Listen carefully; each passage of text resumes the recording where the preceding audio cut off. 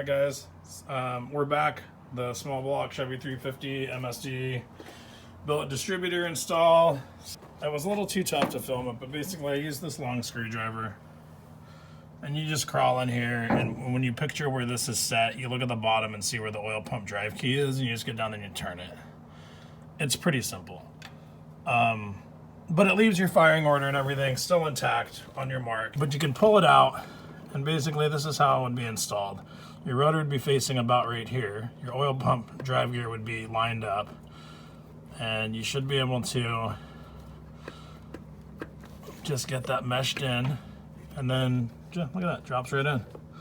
So there you are. All I have to do is put my little bolt on right now. And then as soon as I hook up my new cap, if the rotor's right here, then I hook up my number one plug wire and come back over to my number one cylinder. And I'm on compression stroke, top dead center. The thing will fire up every time. So anyway, that's gonna be the tip for the day on timing this thing. It's the first time I've ever run one of these MSD billet distributors, but we're definitely going to be going out and testing it a little later on and seeing how it actually works. I'll give you a report. We'll go run it and we'll check it out.